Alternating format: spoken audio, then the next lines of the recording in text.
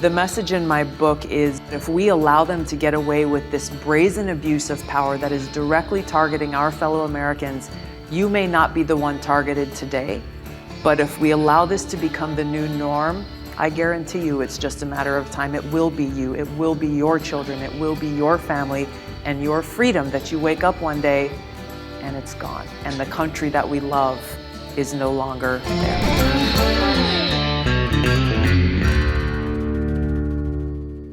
Welcome back to the Kevin Roberts Show. As you've heard me say often in these conversations that I've done for a couple of years with great Americans, and for that matter, great people from around the world, I love talking to every one of our guests. It's one of the best parts of my job. I've really been looking forward to the conversation with this next great American patriot because her story, her life story, her political journey is not just fascinating to us at Heritage. I think it's inspiring for certainly us and probably for all of you. That's a way of saying it is a great pleasure to welcome Tulsi Gabbard to the Kevin Roberts Show. Thank you very much. Thank you for having me. So 4 terms in Congress. Yes. A combat veteran, an Army Reserve officer. Thank you, ma'am, for all of that service. I'm grateful. Thank you. And you're still smiling. Oh, yes. Every day. I told you off camera, our older kids, all of our kids, but our older kids in particular who are in college, find your story very inspiring. And what they tell me when I ask them why, because I get it, but I want to know why they say why, is your eternal optimism. What's the root of that? It's rooted in my faith in God and the knowledge that God's unconditional love for every one of us inspires hope. How can we lose hope when we know that God's love for us is eternal? So as long as God exists, and God will always exist, we will always have cause to be hopeful. There's no question about the forces of darkness working against us, working against the well-being of the American people, working against the vision that our founders had for our country and for all of us, all so that they can hold on to and gain more power. But we cannot lose hope, because the mission that I know you have leading the Heritage Foundation, the mission that I have just as an American citizen who's gone through and had a few experiences, this is a no-fail mission to save our country right now. This is why I wrote the book, For Love of Country, Leave the Democrat Party Behind. I go into detail about the experiences that I've had over the last 20 years of being a Democrat. How when I first joined the Democratic Party when I was 21 years old in Hawaii, and fast forward to where we are today, it is wholly unrecognizable from the party that I joined. I know there are a lot of folks out there in the country who may still consider themselves Democrats or not, but who feel that same frustration and sadness, frankly, that we have people in power who don't care for our country. They don't care for our Constitution. They don't care for our freedom, and are becoming more and more brazen in abusing their power, taking our freedom away, putting their own self-serving interests and the interests of the Democrat elite ahead of the interests of the American people. So we've got to stop them to save our country. Thank you for the comment, but also thank you for writing the book. I mean, that takes some courage when you have been not just any member of Congress, but considered one of the rising stars of the Democrat Party. And to walk away from that, but also to lean into the recognition, the realization that you had about how the Democrat Party, to quote Reagan, left you. Yes. What do you think caused that big shift inside the Democrat Party as an institution? It's a good question. You know, I think over time, and I saw it throughout the 8 years that I was in Congress, it felt like there was a slow build in the party moving away from being the party of the people, the Big Tent open party, the party that was known for being messy because there was so much free speech and different ideas and different backgrounds, the party that stood up for civil liberties, the party that had leaders in it who called for an end to unnecessary regime change wars in other parts of the world. What I saw over time was a party leadership, elite, who became more concerned for themselves than for their purpose, for why they were put in these positions of power in the first place. You know, what exactly drove that? I'm sure there are many different contributing factors, but all of them, unfortunately, have led to where we are today. And that should be of concern, not just to Democrats or Republicans or independents. It is of concern to all of us because it affects all of us as Americans. They're not discriminating against who is affected by their attack on our freedoms. Yes, today they are attacking people who they call MAGA Republicans. Well, I talk in my book in detail about who are these MAGA Republicans they're targeting. Well, I've met a lot of them, and they are maybe people who voted for Trump, maybe people who didn't vote for Trump, but they are the moms for liberty standing up and speaking out courageously to protect their right to have input over their kids' education. It is people who are standing up and saying, hey, no, I am not for censorship of free speech. I am not for the White House, the Biden White House, directing the FBI to push X or Facebook or these other institutions to ban certain Americans' voices. The list goes on, unfortunately, but the message in my book is sounding the alarm bells for these threats that we face today, because they are setting a new precedent. That if we allow them to get away with this brazen abuse of power that is directly targeting our fellow Americans, you may not be the one targeted today, but if we allow this to become the new norm, I guarantee you it's just a matter of time. It will be you, it will be your children, it will be your family and your freedom that you wake up one day and it's gone. And the country that we love is no longer there. And as I try to say, and some of my heritage colleagues do when we're commenting on the various Trump trials, it doesn't matter what someone thinks about President Trump politically or personally. The point is, if the regime can do this to us, to him, it will do it to us. And in fact, it's doing this to us in increasing ways, as you mentioned and outlined in the book. And it leads me to remember how important it is that they use this epithet of MAGA Republican. Yeah. And they foist it on people, many of whom aren't just former Democrats. Some of them are registered Democrats today. Yes. And it's because it isn't about even Republican or Democrat, as divisive as sometimes that has been in our lifetimes, but it really is about radical left versus common sense. Right. My question for you, because you not only write about civil discourse in ways that I think is important, but you model it. How do we get out of this divisiveness in a way that we don't betray our principles? It is important that we, every one of us as individuals, recognize our responsibility in breaking through that, whether it's a hyper-partisan divide or an identity politics divide, or you pick which label or which wedge is being used to tear us apart and turn us one against the other.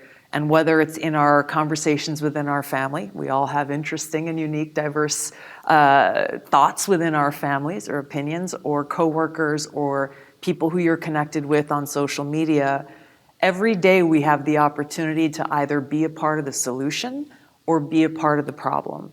And it's easy to feel angry or respond in an emotional way to someone who has said something offensive to you or about you, or someone that you care about, or an idea that you feel strongly about.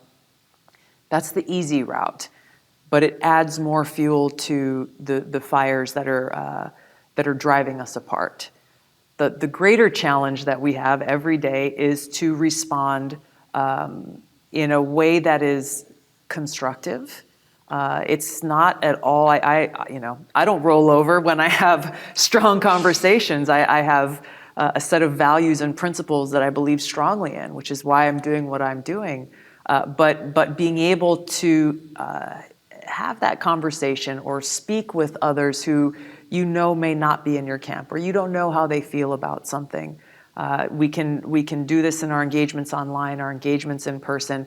But this is especially important as we head into this election, which is critical. This election, for me, in my lifetime, is the most pivotal and important election that I've faced, because the future of our country is at stake. It will require, as you know well, when the margins are so close and how these elections are decided, it will require every single American taking the future of our country into our own hands and taking ownership of our responsibility that we have as citizens to not only get informed, but to encourage those around us to make that informed decision. Again, it's not about a personality. You may like one person's style or not like another person's style or how they're saying something. Look at the contrast, and there's a very clear contrast between President Biden and President Trump. And when it comes right down to it, what are the things that matter to us most? Our fundamental rights and freedoms as Americans, the rights that we have to disagree with each other and know that you're not going to be retaliated against or being faced with censorship. Our rights to be able to make decisions for our families, for our children, for their education, the rights that we should have to know that our little girls are not going to be forced to compete against little boys in schools or have their futures undermined because of this insane trans ideology that's infecting our society. When we go down the list of these issues that impact every one of us as Americans, we have a responsibility to stop the insanity in this election so we can start to get our country back on track. We've learned a lot at Heritage just in the last 3 or 4 months about how, as an unabashedly conservative organization, to talk to voters in the middle. Yeah. And look, we should have been doing this long ago, right? Sort of to your point. We have a tendency in American politics, whether it's Heritage or groups on the left or in the center, sort of to just preach to the choir. Sure. Because that's easy. You've probably seen this in politics. I've experienced it. But not just for the election, Yeah. for all of the great reasons you mentioned, and I agree entirely, Tulsi. But far more importantly for us at Heritage, because we're so focused on rebuilding civil society. Yeah. I sometimes surprise people when I say, it'd be nice to have a normal Democrat Party again. Yes. We need 2 normal political parties. I might disagree with one entirely, but at least I know that it offers a valid, legitimate counterpoint or alternative on some issues, right? But a lot of Americans are saying, gosh, Kevin, I'm sure they say to you, gosh, Tulsi, I don't see how we get there. And so one of the questions I was really looking forward to asking you is, let's just posit that the election goes well, as you and I would see it. Common sense candidates win. Yes. It's 2025. What do individual Americans need to do in their daily lives, in their political behavior, whatever it may be, that lets them know they're participating in the rebuilding of civil society? Because it kind of sounds academic when we say that. Yeah, and too often people kind of throw their hands up at the election and say, well, it's rigged. Once people are in office, they're there forever, and they just say, well, the politics don't really affect me. I'm so happy to hear about how your work is obviously focused on issues that are important during an election season, but it is the bigger mission and the bigger kind of transformation that we need to see in our society. And I think that there is a role for everyone, whether you're a teacher, you're a healthcare worker, you're a parent running for Board of Education. We see that ability for servant leaders in every aspect of our society to set the example and to bring about that kind of change that we need to see. I always hesitate to use the term, different people use the term normal or the norms.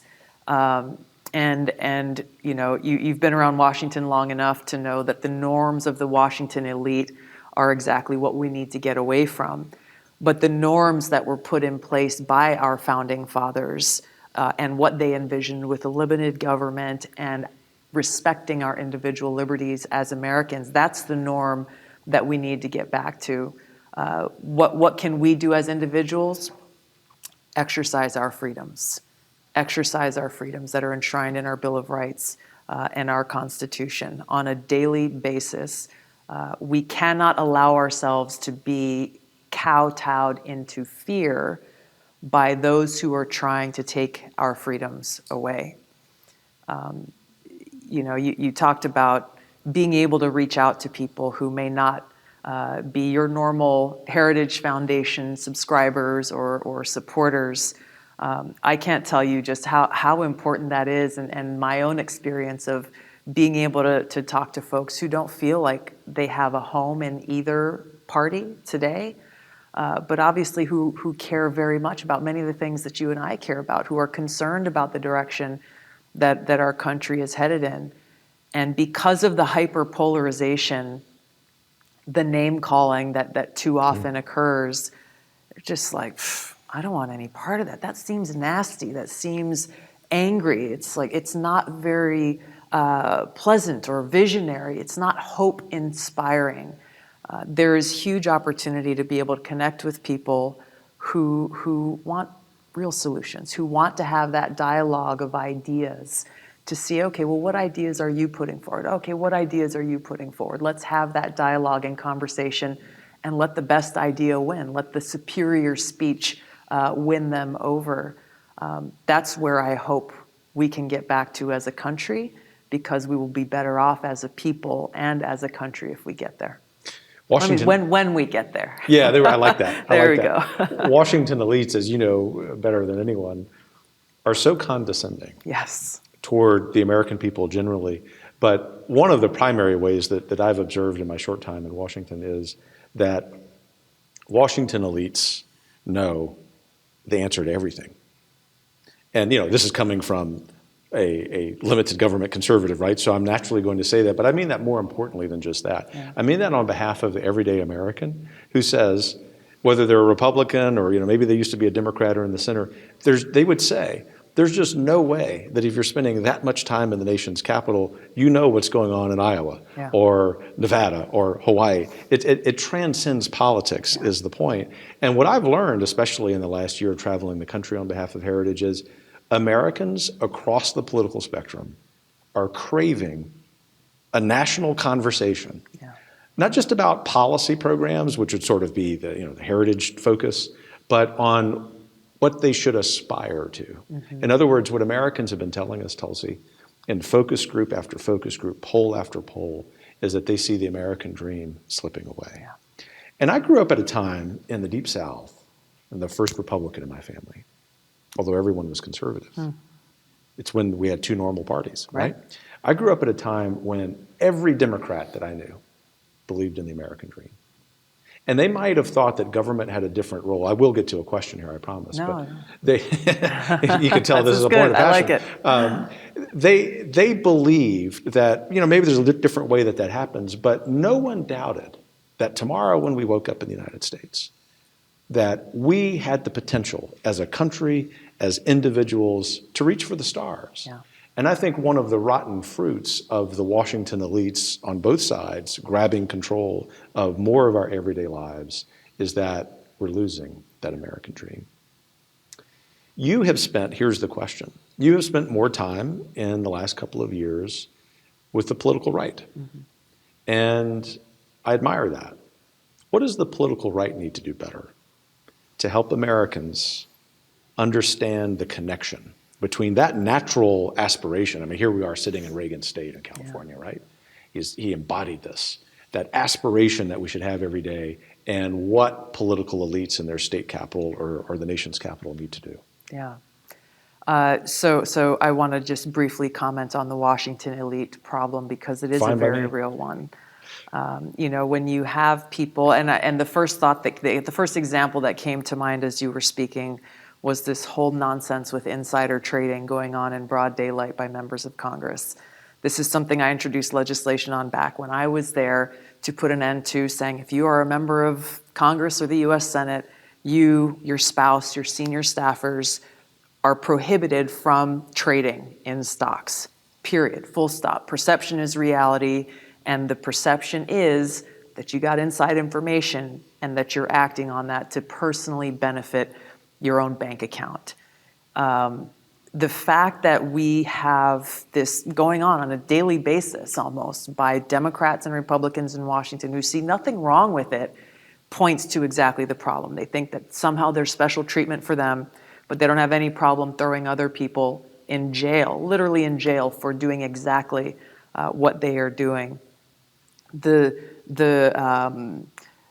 currency in Washington of, okay, well, you're having dinner with the most popular influential journalist, or you're getting on the right TV shows, or you're going to the hot new embassy party, and those are the things that are more important to too many of those leaders in Washington than getting the heck out of Washington and going back to their home district, or going back to visit places like East Palestine in Ohio, or going and visiting the community of Lake George in Louisiana, who continues to suffer from the hurricane damage that they have there and not getting the support that they need, or my own home community in Lahaina on the island of Maui in Hawaii, a place where there are still thousands of people who are essentially homeless because their homes were destroyed in that horrific disaster.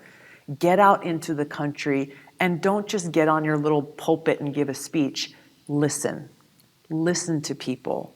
Don't think that you have the answer, because you can't unless you understand the problem first. I was invited to give a speech at CPAC in the summer of 2022. I was still a Democrat. Christy Nome is someone who's a good friend. We worked out together in the gym almost every morning when we were in Washington. She called me out of the blue one day and said, hey, the organizers of CPAC asked me to reach out to you because they weren't sure if you would respond if they reached out to you directly, just to see if you'd be willing to go and speak. And I called her back and I just said, yeah, of course I would. I'm willing to go and talk to anybody, and I'm grateful to be invited. I told some of my Republican friends that I was going, and some of them were like, gosh, Tulsi, you're really brave. I'm a Republican and I won't even go and speak at CPAC. So when I got there, it was interesting because Matt and Mercedes Schlapp, we were behind stage. I was about to go and speak at the Reagan dinner. And they're like, Tulsi, we want to walk you out ourselves because we have no idea how people are going to respond. And I laughed. I was wearing a white suit and I was like, are they going to throw rotten tomatoes at me or what? And they were like, not joking. They're like, they're dead serious. They might. They were far more concerned than I was. Maybe I was being a little naive. But it was a beautiful experience because I delivered a speech about my own experiences and what we're talking about here today, about freedom and about how we as Americans have to come together to defend that freedom. And so the response that I got back, not only through applause, but I hung around and actually talked to folks afterward. It was very hope inspiring for me. So I'm meandering in my answer to your question now. Here's the closing thought about what can people on the political right do better. Be open and welcoming to those who may still have that Democrat label, knowing that in this competition of ideas and solutions to the great challenges that we all face as Americans, you have to allow people the space to listen, to learn, to benefit from new knowledge or new experiences, and also be willing to listen to where they're coming from, their experiences that may have informed their views that are different from yours. So the name calling, and I've been called them all, not only by Democrats, but from Republicans or conservatives as well, who see, who make a judgment about me because of a label. It's not constructive, it's not helpful, and in order for us to bring about the kind of change we need to see in the country, what's best for the country and the American people, we need to treat each other with respect and be welcoming of those who are open to what we have to share. And recognize, as you no doubt know, but you also live by the Reagan principle. Yeah. An 80% friend is not a 20% enemy. That's right. And we could use a heavier dose of that in modern politics. That's actually a great segue, as it turns out, to a question about foreign policy. Yeah. All of us at Heritage have been really gratified that at the same time, we as an institution have been talking about another Reagan principle, peace through strength, being threatened by the profligate spending, lack of strategy, interventionism, brought on mostly by the political right, to be honest, that you've been talking about the same thing. In fact, and thank you for that, by the way. In fact, at Heritage, my great colleague, Dr. Victoria Coates, says, Kevin, We're neither doves nor hawks or owls. We want to be really sharp and keen about where we need to use lethal force. And that's another way of putting what I gather is your own approach to foreign policy. It seems like the majority of Americans are with us collectively, and that Washington elites, to some extent on both sides, are not listening to us. Do you see in American foreign policy, the Washington politics, but maybe also implemented abroad, that in fact this mindset is ultimately going to win the day, this more realistic mindset about being more limited with American power? Yeah, maybe traditionally or for some time it has been, the quote unquote neocon Republicans who have been consistently more quote unquote hawkish.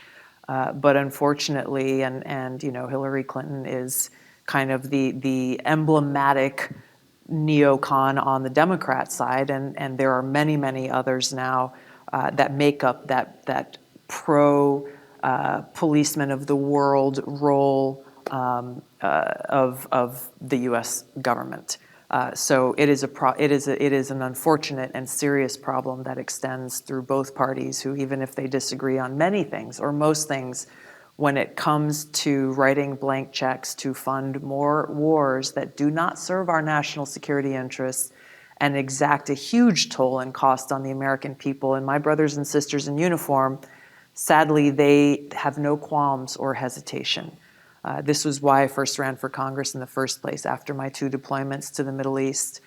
It is why I ran for president as a Democrat in 2020. And it is something, obviously, that's near and dear to my heart as someone who still continues to serve to this day. My job in the Army Reserve is a civil affairs officer, and we are most simply known as the warrior diplomats of the Army. Understanding the unique role that we can play in help informing the commander about the impact of our decisions and actions on the people in countries where we may be operating or serving. Keeping that realist view is critical, both on the impact that we have here at home and in different parts of the world. I agree with you completely that the majority of the American people are sick and tired of interventionist wars that time after time are proven to be counter to our own national security interests, but also recognizing that unfortunately war is sometimes necessary and we will be ready to fight and win, but knowing that it must be the last resort. I am a little less optimistic that will become the prevailing norm in Washington because of the power of the military-industrial complex and how few, and I know this from firsthand experience of serving on the Armed Services Committee, the Foreign Affairs Committees, being on the House floor and seeing these really serious votes come before us and having members of Congress come up to me who say, hey, I have no idea what's going on. Tell me how I should vote on this thing. And the vote is like closing in 2 minutes.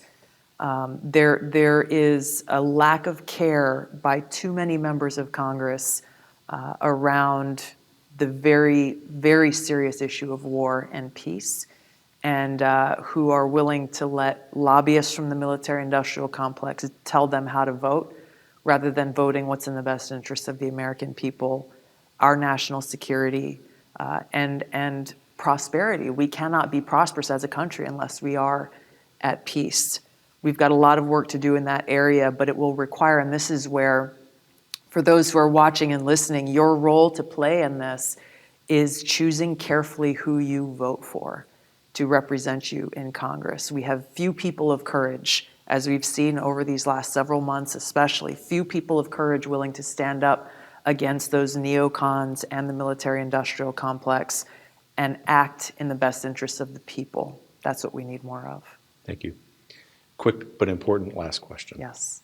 This is, say, directed to high school and college students who want to love America, but America hasn't taught them well about our history, an imperfect history, but a noble history of diverse peoples. They know in their heart there's something good about America, but what they've learned in their classrooms for the most part is to hate America. Speak to them, Tulsi, and tell them why as you mentioned in your book, you have this love for your country. Well, one of the examples and words that I share in the book come from Martin Luther King Jr. When we look at the adversity that we face today, when we hear people who are telling us that America is not the land of the free, or it is not a country that should be celebrated, that the Star-Spangled Banner should not be something that's honored, we can find our inspiration from those who have faced far more adverse challenges and obstacles than we face here today to see, hey, how did they handle it? And it was amazing to me as I went back and reread many of the speeches that were given by Reverend Martin Luther King, how even as his very best friends were being killed during the civil rights movement, even by white police officers, he discouraged people from taking up arms and instead invoked the words of our founding fathers to inspire hope and to remind people of those words, that all men are created equal, all of us endowed by those inalienable rights by our Creator. And he specifically said, yes, even the white man, even the black man, every single one of us. So even though our society has failed to teach our young people about the power and hope and opportunity in those founding documents, look back to some of those figures who we respect so dearly, who are invoked by people trying to tear our country apart. Don't let them dishonor people like Reverend King or President JFK or others, President Reagan and others who have led by example to show us what's possible. And let us be that fuel that can brighten that lamp of liberty that is flickering today. It is on us. No one else is going to do it for us. And if it goes out, it will be because we failed. And that's our cultural inheritance, right? We have an obligation to sustain it. Yes. Thanks so much, Tulsi Gabbard, for joining me. Thank you, Kevin. This has been wonderful. If you haven't bought the book yet, you should go out and buy it, For Love of Country by Tulsi Gabbard. Great patriot, great stateswoman, dare I say. Again, thanks for joining me. Thanks for being part of the Kevin Roberts Show. We are going to take back this country. Keep your chin up.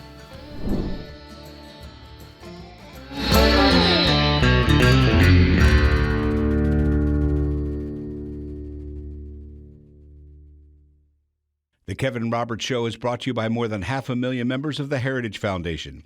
The executive producer is Crystal Kate Bonham. Sound design by Lauren Evans, Mark Guiney, and Tim Kennedy. For more information and to subscribe, please visit heritage.org.